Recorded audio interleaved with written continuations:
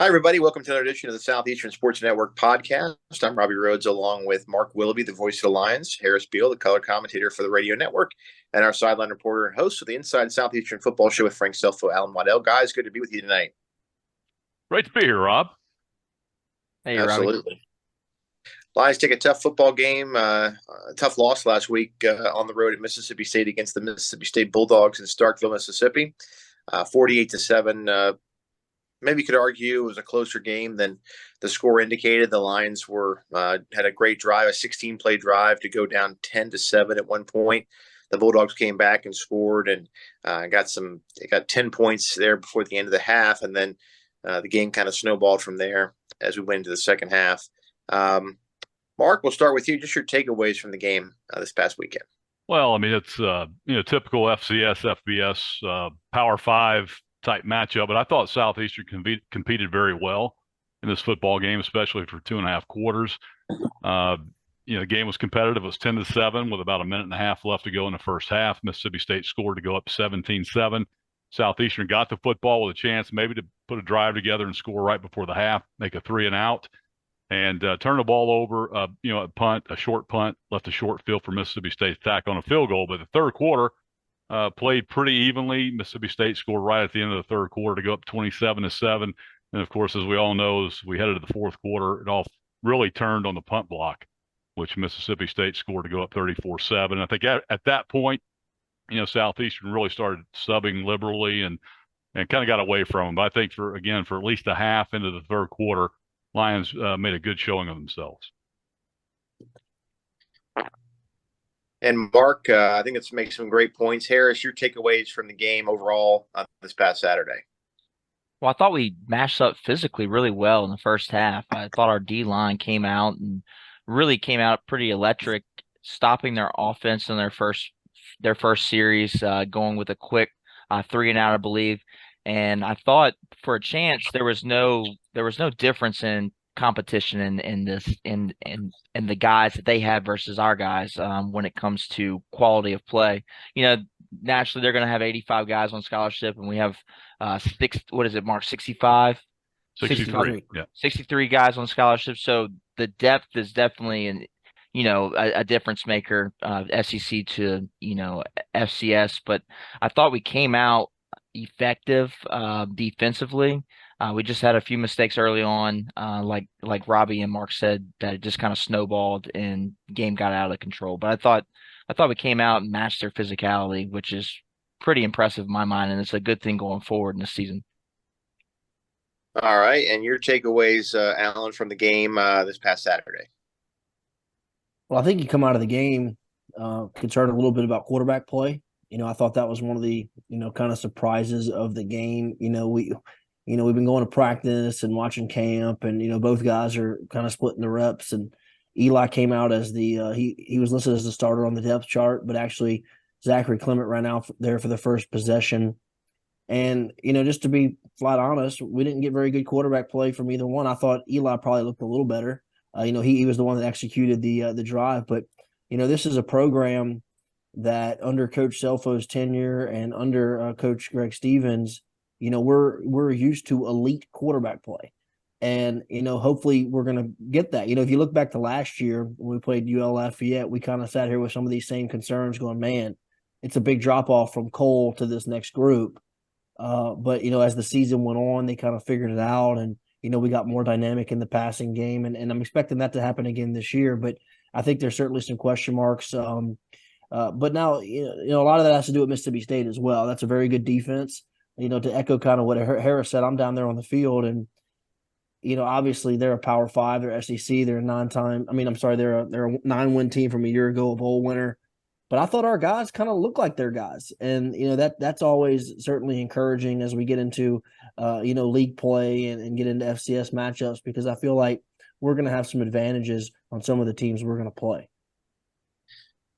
Talked about league play, Alan. That's a segue to what we'll talk about later. We'll talk about how the Southland did this past weekend. Wasn't much to speak about. Yeah, maybe another tough weekend coming up, but that's the nature of this when you play the first couple weeks in FCS football. A lot of teams are getting their guarantee games out of the way where they're playing teams that are in that FBS category, but they're Power 5 or or group of 5. Mark, I thought that a lot of people have talked in the last 48 hours about Harlan Dixon and how good he looked in this game. And I thought the running backs as a whole ran the ball pretty well, but he stood out and had a really big game for Southeastern. Well, no doubt. He definitely belongs athletically. He's a young man who transferred from Louisiana Tech. He's from Slidell High School originally. I know your neck of the woods. And a guy that Southeastern recruited out of high school. He's long. He's big. He doesn't look as big as he is. He's about 6'1", 210, but he has some length to him and runs downhill. When you watch him run, he's got some forward lean to him. He's got good shake as a one-cut guy, but he gets to the outside and definitely has some juice and an extra gear in his foot speed. And I thought he showed good patience running the football, especially on the corner, and showed that he belonged. You can tell he's been on FBS football fields before, and definitely played well. And I thought the entire running back crew played well. I thought Rodeo Graham came in and ran the ball hard, and a true freshman DeAndre Jackson had 2 carries, got dinged up a little bit, but big on that touchdown drive. Got a ball on a 4th and 1, got the edge. Showed some electricity to get to the outside, pick up a first down. They got another run for about 4 yards. And then Cyrus Zool, the transfer from Butler Community College, ran the ball hard as well. So I think Southeastern could feel really good about their running back crew. Yeah, I think that's true. Didn't Louisiana Tech play Mississippi State in the opener last year? 2 years ago. Oh, sorry. Okay, yeah, it was Coles last year. My fault. Right. Sorry. Harris, your takeaways defensively. I thought this defense showed that they had the potential to be a much improved group from the last couple of seasons under Coach Selfo. Yeah, I thought our defensive line was very physical and big up front. Having a few guys back from injury from last year really made a big difference. You had Shamar Pearl back. He was ineligible last year.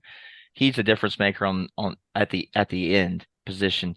He's long, he's physical, and he gets after it. I think our size is there. I think we matched up well against Mississippi State's offensive line, and we showed that early in the first half. I think in the middle of the field, Kristoff and in our secondary, Ian Goodley played out of his mind. So I think these guys can cover. I think these guys can play, and I think Coach D'Ottavio is putting our guys in the right position defensively. So a lot to look forward to, but I think we look better defensively than in the past. And I know the Southland Conference is all about scoring points. So as long as we can score and keep up, I think we can actually maybe stop some of these offenses going forward. Alan, you talk about visiting with Coach Selfo today at his weekly press conference. He thought his defensive tackles played good. And that goes back to what you said about how this team kind of looked like they belonged out there physically. You know how these games go. It's hard to take anything away from them. I think the one that stands out in the Power 5 easily, since you and I and Mark and Harris have been doing this, is going back to Ole Miss in 2019, where it was a 40-29 game. This kind of had that feel in the first half, but talk about what you saw that was the biggest factor in why the game took off in the fourth quarter, in the second half, away from the lines. Well, the difference between you referenced that Ole Miss game. Ole Miss wasn't very good on defense that year. Just call it like it is. They had Matt Corral, they could score, but they weren't really good on defense, and we were able to expose them a little bit and hit some big plays. This Mississippi State team was much more disciplined on the back end. They just played deep the entire game, didn't really let us push anything down the field, made us check everything down, and then they were able to get pressure with 4 and 5 rushers, and that's difficult to deal with.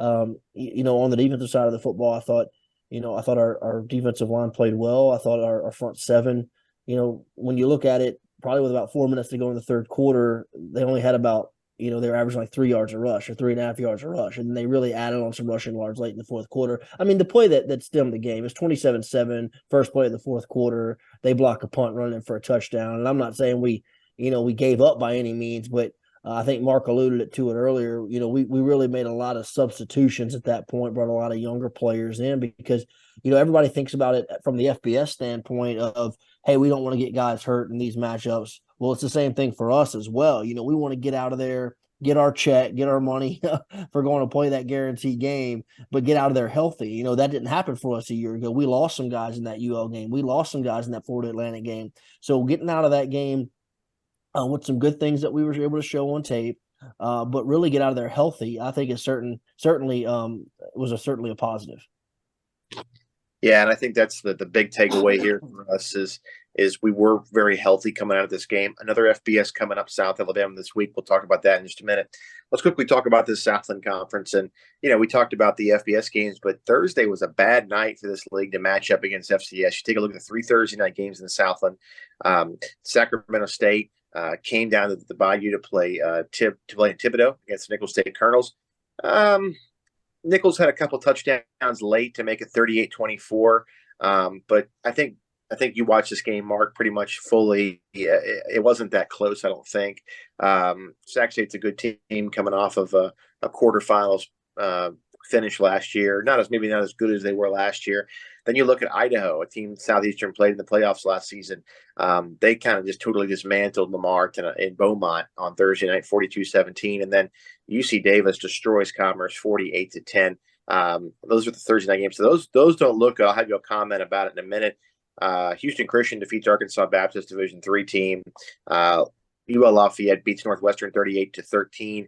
Tarleton kind of rolls. McNeese 52-34.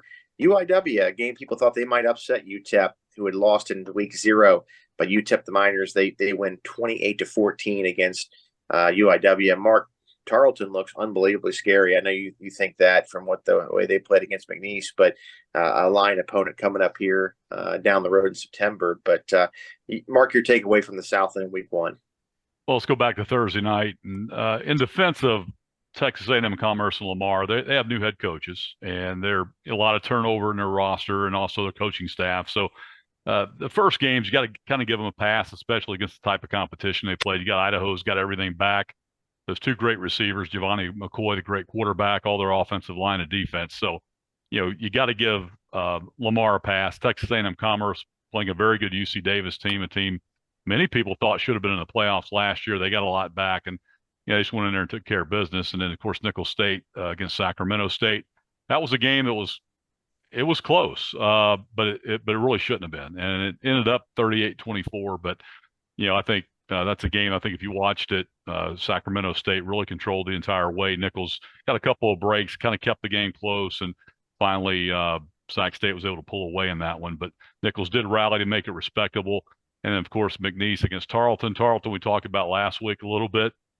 Very explosive football team, 2 outstanding receivers who are all conference, all American type guys. They brought in a transfer quarterback who could get the ball around, and they got a great running back. So it's a very good offensive football team. They've gotten a little bit better on defense. Southeastern will see those guys here in a couple of weeks here at Strawberry Stadium. So a very good football team. And of course, McNeese still, again, trying to find themselves a lot of new players, about 50 new faces on their team. So not a great week for the Southland, but hey, this week's a new week and see what happens. Harris, your takes from the games over the weekend. Well, obviously not a great showing from the Southland, but I think it's good for the Southland Conference brand to play these non-conference games, but these schools from big FCS conferences that compete well in the playoffs. So I think that's good for the brand. I think the Southland as a whole should keep scheduling games like this. It gets us notoriety, gets us out there. Obviously, the Southland as a whole did not play up to par with some of these teams. But I think going forward, Southland's only going to get better if you keep playing games like this. And I think that was a good look.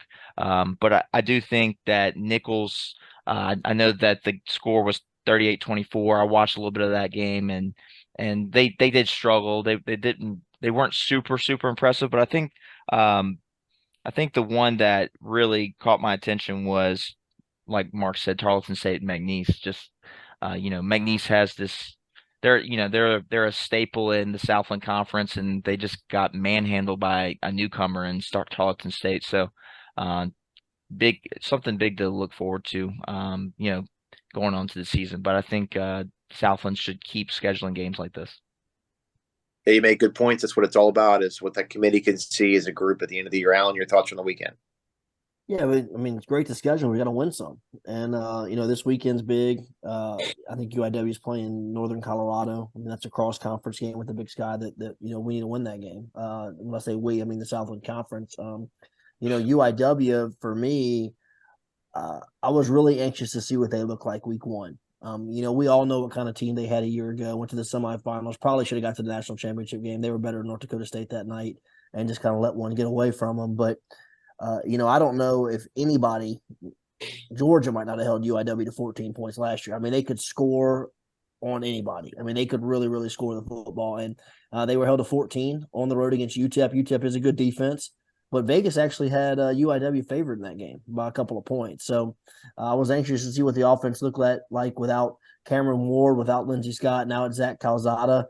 Certainly made some plays at times, but you can tell that there's a lot of new players out there. They had just so much experience on the offensive line and with the receivers and the quarterback position a year ago. So I'm sure, whenever we go to San Antonio, they'll have a few weeks to get that thing figured out. But for me, that was really the one that kind of jumped out to me, that I just didn't think they looked as prolific as they have the last 2 years. And you know what? They're probably watching our game and saying the same thing. Not a whole lot of offense, because two of the best offensive teams over the last 5 years in the nation put up 21 combined points this weekend, UIW and Southeastern. Well, you mentioned Northern Colorado. They're going to have chances to show that the league's going to have more chances with that game. I know McNeese plays Eastern Illinois coming up. The Lions play Eastern Washington. So more Eastern chances. Washington and Tarleton is big for us. Really big. Really big. Really big.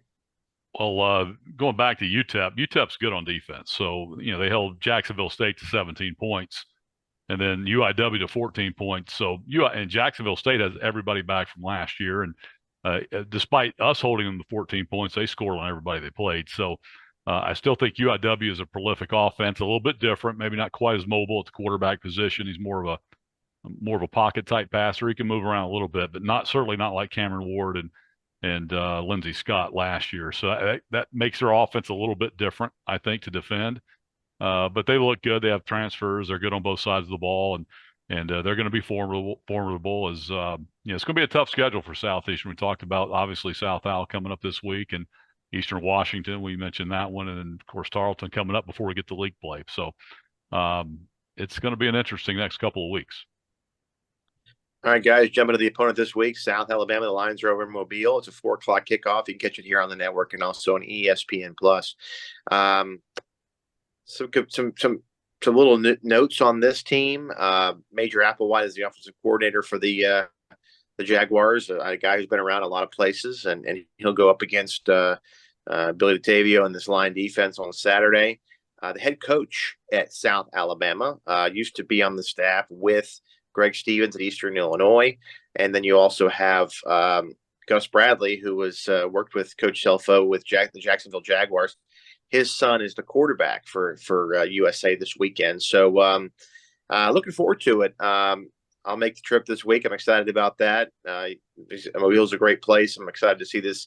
This is great. I mean, this is a thing that Southeastern fans need to see. I know they're FBS. I know they're in the Sun Belt Conference, but this stadium that they play in was a direct investment by the department, the university, and the fan base. And look, they fight fans. I mean, I used to live in the Fairhope, Mobile area for 2 years. Like, I know what they didn't have football back then, but the demographics over there are. These guys fight the Alabama-Auburn situation in Mobile in that area probably as hard as anybody in Louisiana fights the LSU thing, but they still found the way to make the investments needed, and they built a beautiful football stadium, Hancock Whitney Field, that we're going to play in this Saturday. It is it's tremendous, and that's really just a testament to their department. And we'll talk more about that in a little while. But guys, your thoughts on South Alabama and just this program? Where it's come. I mean, I remember us playing in 2012 when they played their first game as a team. Back in 2012, just maybe playing like a 6 or 7 game schedule, just trying to get football off the ground. And here they already are playing at the FBS level. Mark, go ahead. Well, South Alabama is a program. I go way back there, with my day job, scouting, and I've had many trips over there for years before they ever had football. And you always wonder why they didn't. It was a great market for football. They have a loyal fan base, and certainly a market that can support it, and they have done nothing short of doing that. I mean, they have, they played off campus, played in the Senior Bowl for several years till Dr. Joe Erdmann, who we will have on as our special guest here momentarily, and he'll talk about it. It was a chore to get that stadium built on campus, and I know it was a heavy lift for him to go out and raise the money, and basically probably put his job on the line to do it, and he got it done, and it's really turned that culture around there and that city around. They're really behind them. They had a tough loss this week against Tulane. I know that was a game they were really amped up for, and you had the Mardi Gras, back and forth with the helmet and that sort of thing. They're a very good football team. They have everybody back from last year. Talked about Carter Bradley, a prolific quarterback, athletic, not a guy that's going to run around a lot, but he's got really good arm talent. They do a lot of RPO stuff, and he's got some receivers who can go, and he can get it to them. They run the football well. They're big up front, but they really make their hay on defense. They got everybody back. They get after you up front. Two really big D tackles, a really good linebacker in Yam Banks, and an aggressive secondary, and they'll take chances, and sometimes they'll give up some big plays, and there are some big plays to be had. We saw that with Tulane this past week, but they won 10 games last year for a reason, and they feel like they can challenge in the Sun Belt Conference, which is a great league now, and they think they're going to be one of those teams at the top in the end. Gus Bradley, who's currently defensive coordinator for the Indianapolis Colts, so he'll be keeping his eye on his former, I guess, employee, he'd call it, and Frank Selfo and his son this Saturday. Harris, your thoughts on the Jaguars coming into this game? Yeah, I think, coming off a 10-win season, and then you travel to Tulane and you lose by 20, that'll really get your gears fired up, because they have a lot to prove now, and they have to really almost run the table if they really want to make a national impact. So I think they're going to come out hot. They're going to come out, mad, pissed off, as you'd say, and give us and make us work for it. Make us work for it. So, but yeah, so I think they're going to be a different ball team this week coming up. They didn't look like the 10-win season last year against Tulane. Tulane kind of gave them all that they can handle. So, but yeah, I think it's gonna be a great game. And I again, like Allen went back, we look the same as these guys. We match up physically. Our players are just as big, just as fast. So it should be interesting in Mobile. I think that Coach Selfo, you mentioned Tulane last week, both of you guys did. Coach Selfo talked about how good Tulane looked on video and how talented they are. They're a good football team, winning the Cotton Bowl last year, beating Southern California and the Heisman Trophy winner. So they're a good program. We know Willie Fritz real well, but he talked about how good Tulane looks on video. And so that's a real reason why that South game got a little out of hand. So they're going to be ready to play and get a win this Saturday. Allen, your thoughts on the Jaguars? Well, sure. Let's talk about that investment. Obviously it was a really big deal when they were able to build that stadium. And, if you don't think investment affects your football program, just look at their roster now compared to where it was 5 years ago. Whenever you have something to sell and you have the ability to bring players in and show them that facility, their talent level has gone through the roof, the last several years. I remember last year, Mark, we were, I think they played Nichols out the gate like week 1, and they crushed Nichols. And we were like, oh, man, is Nichols bad or is South Alabama really good? And I think it ended up being a little of both, but South Alabama was really good. They won 10 games a year ago, went to a bowl game. Lost to UCLA on a walk-off field goal. Yeah, that's what I'm saying. Yeah. I mean, you look at their schedule last year. They could have easily run the table. I think they lost to Troy like 10-6 or something something crazy. It was a tight game. So this was a team that was almost 12-0. That they were this close to being 12-0, and they bring a lot of people back. I thought Coach Selfo, the story about Carter Bradley, how he was talking about how he was young, 10, 12 years old. He was giving him quarterback lessons whenever he was with the Jaguars. I thought that was kind of a cool story that he shared with us on Monday night. Looking forward to getting over there. I think the odds maker have us a 15.5-point underdog, probably about right, for this type of game. I do expect us to play better, but I expect them to play better than they just played this past week. And, when you look at the Tulane game, I think the thing that they have to clean up is they give up a lot of explosive plays. I think Pratt at one point had like 250 yards passing on 9 completions. I mean, it was big play after big play after big play. So, that's something that they're going to want to clean up for week 1 and after week 1. And look, they go to Oklahoma State the week after they play us. So, this is kind of a situation where you're going to get their A game. They don't want to lose this game or get scared and then possibly be staring 0-3 in the face. This is a big one for South Alabama, and I think they'll play well on Saturday, but I hope we can play well as well. Talk about investment. You just go to southalabama.net or .edu, excuse me. And the first thing that pops up is the investment that's just been made to build a permanent indoor marching band practice field. I mean, that's that's an investment in athlete. I mean, that's music, but that's for the marching band, and I'm sure it's going to be used for other sports as well. But the band's part of it will be complete in 2026, so they're investing in it. I know the band is something Southeastern wants to get better. That's really fallen off. I know, the new president is going to be on board with that. A lot of new exciting things, but there you go. You invest in your program, good things happen, and that's just what South Alabama is seeing. And Mark kind of let the cat out of the bag, but we'll have a break in a few minutes, and then we'll come back with Dr. Joel Erdmann. Alan and I'll get a chance to sit down and visit with Dr. Erdmann, former Lion athletic director, came here from North Alabama, had ties to South Alabama where he coached baseball, made the move back there. Also worked, I think, in the department. Mark can check me on that, but in other capacities, but has been there since and has done an incredible job. Well, he used to be assistant baseball coach at South Right. Alabama. Yeah. Yeah. And so he's at home over there and he's done a great job and he's got it going. And, he's going to be our special guest talking about the connections. I talked to him today. He's super excited about coming in and visiting with us and sharing his knowledge and talking about it. And he told me he wanted to talk a little Jackrabbit football. So that's fair. Obviously an alma mater of his, but we'll do it all with him, but that's coming up. But guys, Mark, we'll start with you. Your final thoughts, what you take out of week one and looking forward for this week and the rest of the season.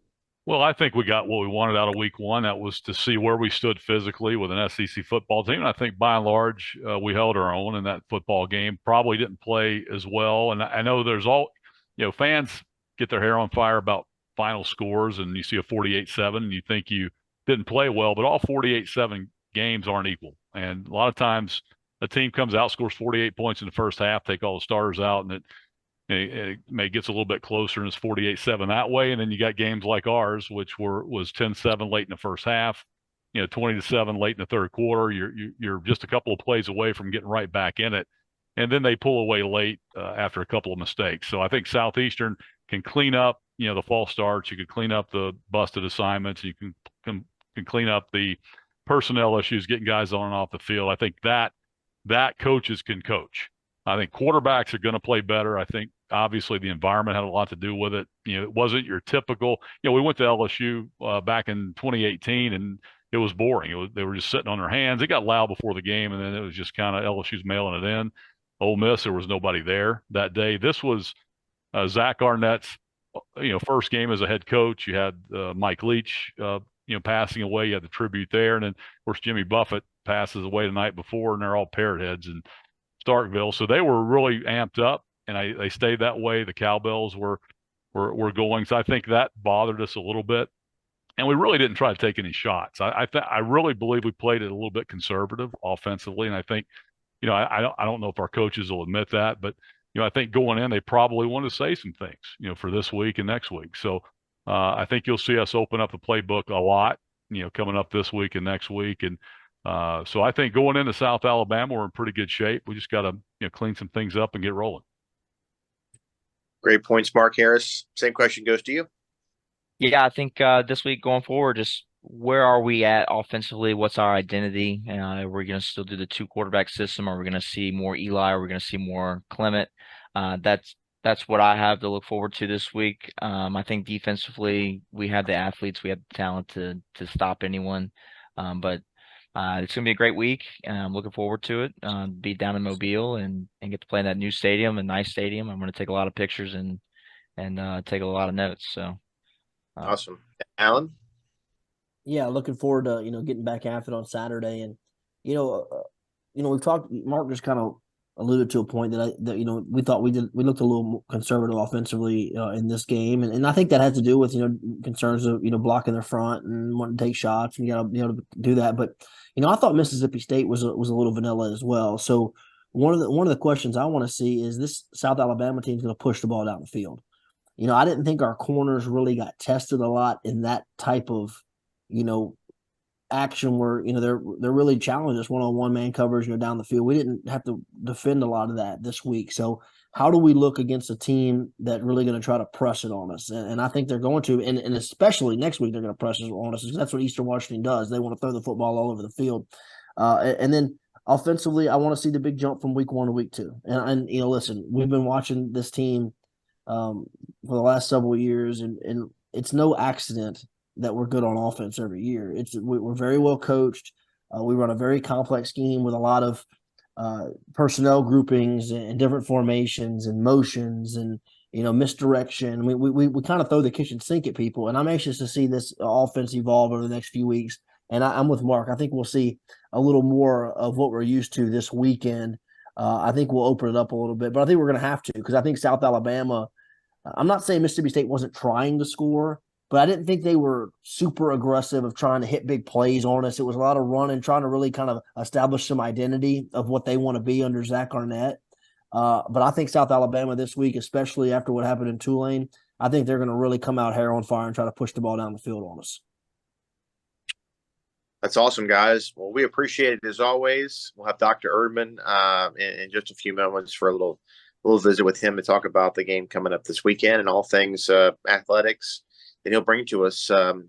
Guys, thanks a lot. We appreciate it. We'll be back next week. We'll start previewing Eastern Washington and hope talking about a Lion win against the Jaguars of South Alabama. 4 o'clock kickoff, or actually 4:05 kickoff in Mobile, Alabama. Easy trip for Lion fans, about 2 hours and 20 minutes to get to Mobile. And I know Mark knows this one, but from a guy over there, don't go into Mobile to go to this place. Get off the Tillman's Corner exit and sneak up this little quicker way to get right up into South Alabama's campus. So don't take 65. Just go to Tillman's Corner. If you're watching. There you go. Mark knows all. Yep. All right, guys. We appreciate it. Thanks again for Alan, Harris, and Mark Willoughby. I'm Robbie Road saying good night. We'll see you next time. Welcome into our interview segment this week. It's brought to you by Gateway Ford in Ponchatoula. All their inventory is online at gatewayford.net for the best in new and pre-owned inventory. Check them out, and Gateway gives the deal. I'm Robbie Rhodes, happy to be with you. And our special guest this week is the Director of Athletics at the University of South Alabama, Dr. Joel Erdmann. Dr. Erdmann, it's been a while. Good to have you on. I appreciate your time today. It's my pleasure, and appreciate you having me, and think about the good folks in Hammond quite often. Absolutely. You're now entering your 14th season over there at South Alabama. Lion fans remember how great you were for this university in your time here. Just talk about, I know South was a really special place in your heart. You coached there. You had time there as a department, in the department in other capacities. Just talk about your time at South Alabama since you've been over there for 14 years. Yeah, it is. And again, I want to emphasize the amount of enjoyment and reward that Tina and I had in Hammond with our time at Southeastern. Southeastern is a very special place and a very special community, and we hold it very dear to our hearts. Our time here at South has been as rewarding also, and it's been a time of growth and evolution. Not just one person does that, but a team of people and supporting in a community. We've been able to experience some things that have been very promising, and not just for the current day, but in the future. And so I consider myself very fortunate to be here. You have spearheaded, I think, one of the most beautiful stadium builds in the South, Hancock Whitney Bank Stadium, which Lion fans will get to see on TV, or the number of ones that are making the trip over this Saturday when the Lions play the Jaguars. Boy, that was in this day and age of college football and athletics and sports, really, it's about, you guys just built it, I think, the right size. You have the right amenities. It just looks so good. I know you have the Senior Bowl is on board with it as well. Just talk about how that stadium came together and how proud you are of the work you did to make it happen. Well, it was a result of a commitment from the university and a commitment from many hundreds of people. From concept to its construction, there was a lot of concern and attention to detail. We visited many stadiums and tried to pick the things that were attractive to us. And then we were very fortunate to have an internal design team and facility management and project management team within the umbrella of the university, which really made it a special opportunity where we literally had total control of what we did. And that also helped us limit our costs. And so, long story short, we did our best to build a stadium that would meet the needs of our customers and their behavior now and into the future. We built a stadium that is very social in nature, with various hospitality areas of all price levels, great sight lines, a great fan experience, a great student athlete experience, and also built to expand as needed when that day comes. So our original capacity is 25,000 seats, numbered seats, with 700 standing room only in the Michelob Ultra Terrace in the south. But we can expand to 32 and 40,000 without tearing up the place. Right. And so we built that specifically in mind, with footings and foundations in place when that day comes. And that was to the good hard work of our engineers and our architects, who had the foresight to help us work through that. Fantastic. You know, you were at Lad Peoples for a number of years when the program got going.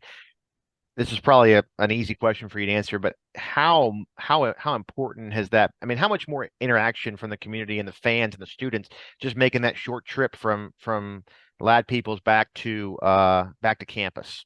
We really would never reach our full stride or our potential by not being on campus. And we will always appreciate the city of Mobile and the good people at Lad Peoples Stadium. It was a great place to start, and it gave us our birth.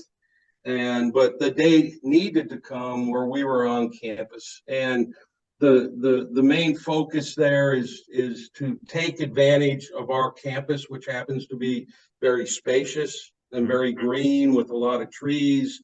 So it sets up perfectly for game day and game day fun.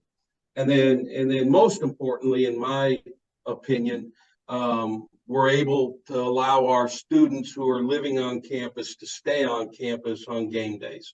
And so those are the ones that will move from the student seating side of the stadium to the season ticket holder side of the stadium as they become alumni and grow and mature and learn.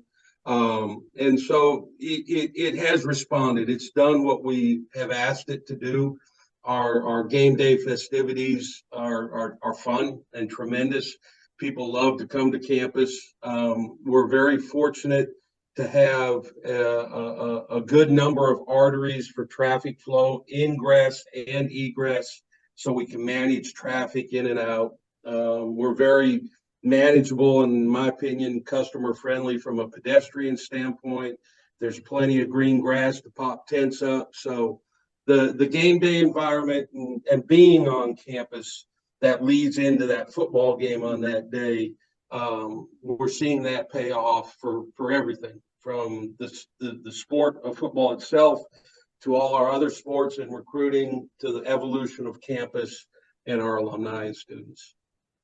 Tell me quickly about other great things going on with other sports on the campus of South Alabama. I also read online you guys are building a new band facility for practice for the marching band. Talk a little bit about that and everything else going on at South real quick for us. Yeah, President Moulton gave birth to the football program and simultaneously gave birth to the Jaguar Marching Band. And so at the very same date and time they were given birth, we were able to get a stadium on campus, Hancock Whitney Stadium, and very soon we'll have a marching band facility that will be right across the street from Hancock Whitney Stadium, which will make the operations for the marching band, who happen to be very good, by the way, much easier on game day. So we're very excited about that. From an overall department perspective, we're very proud that we won in this past year the Sun Belt Conference All Sports Trophy, called the Vic Bugas Cup, which is something we value tremendously, and that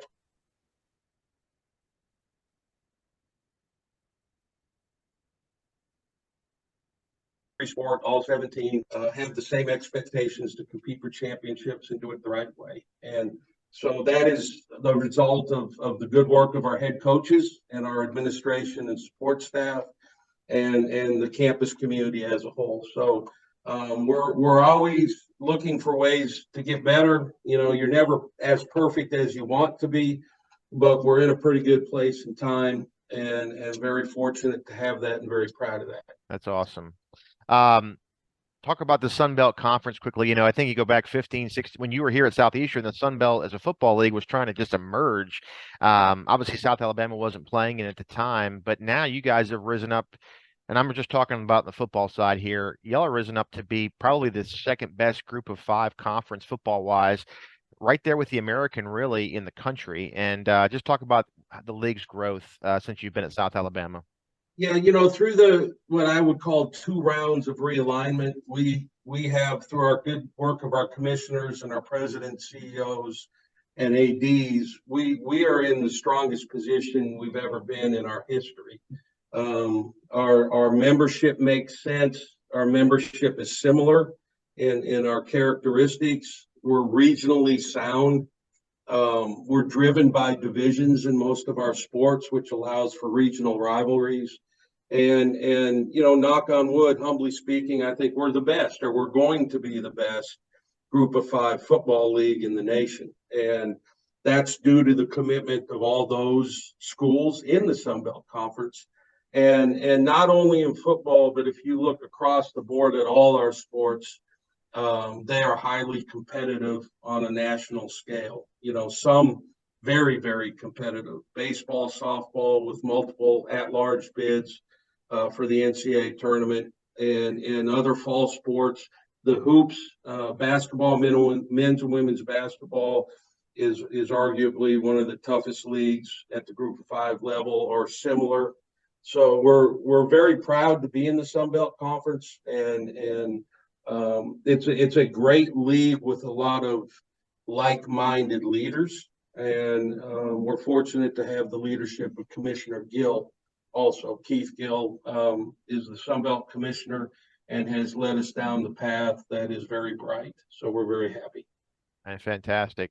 I know you guys, you see yourself, I know Troy's a rival for you guys in the league, but y'all see Southern Miss becoming maybe a rival too, because Mobile and Hattiesburg aren't too far away. You talk about that regional aspect. I think that's great.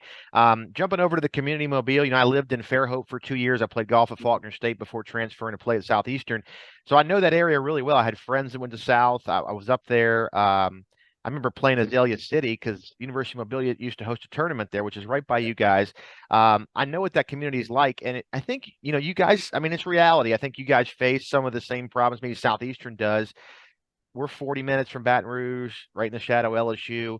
Tuscaloosa and Auburn are a lot further away than that from Mobile. But just talk about how y'all have galvanized the community to kind of like say, hey, you know, you can root for maybe Alabama or Auburn, but you can also be a big South supporter and fan to go along with the passionate fans you already have that are all in on South Alabama. Just talk about the community Mobile and how they've gotten behind you guys and the region, you know, going all the way, I'm sure further north than Mobile and east and west. Talk about that a little bit. Yeah, you know, we've been very purposeful in focusing on gaining our share of the marketplace, if you will, and that is an ongoing opportunity every day. And as we experience success, it makes it a little more easier. Sure. But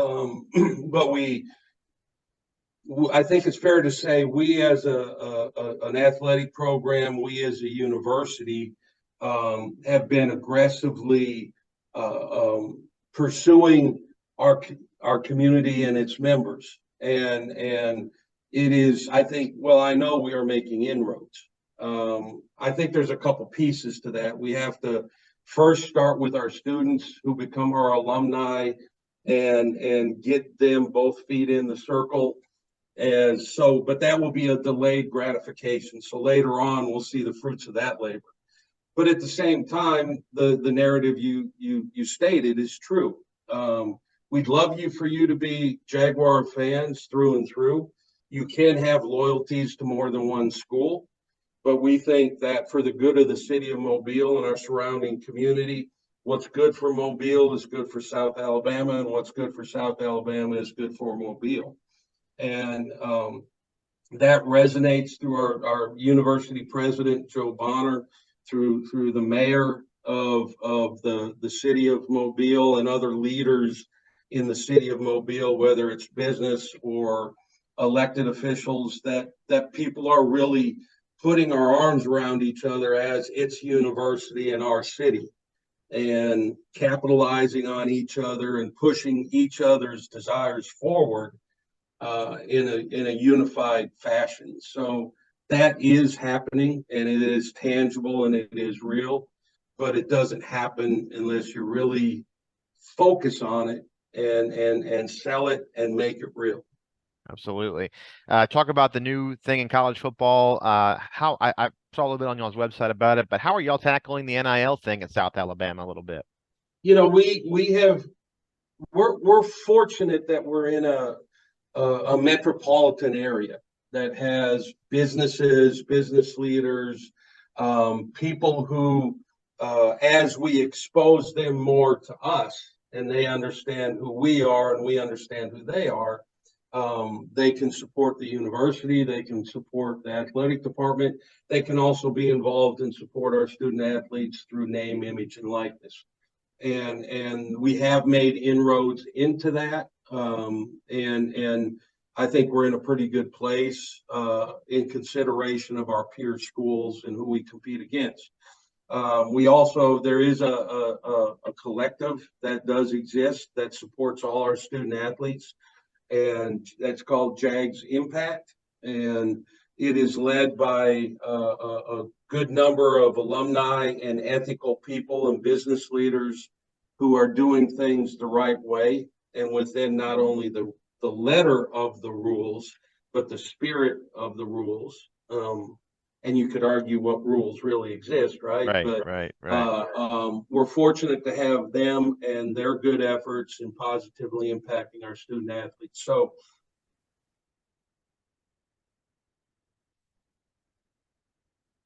that we are always mindful of and we are supportive of. And so we're trying to take advantage of that to the best of our ability. Great. That's a great explanation, Mo. You've been really insightful. It's been a pleasure visiting with you. But before we go, I got to talk to you about the Jackrabbits of South Dakota State. I know you're a proud alum, and you saw that national championship last year in FCS football. They're coming back to Hammond next year to play the Lions in Hammond. Just talk about how special that was for you to watch the Jackrabbits win it all. I know that's something that you were really passionate about when you were here, that football program and seeing them win the national championship. And let's be clear, I am a Jag through and through. No doubt. An almond mater. It was a long time coming. State has worked hard to grow the football program, right, and has gone through stages of advancement, but we're always kind of battling to catch up to the Bison and others, right? Sure. And Coach Stiegelmeyer and Justin, who's the AD up there, and their leadership had done a tremendous job building a new stadium, practice facilities, the buy-in, not just of Brookings, the community, but the state of South Dakota.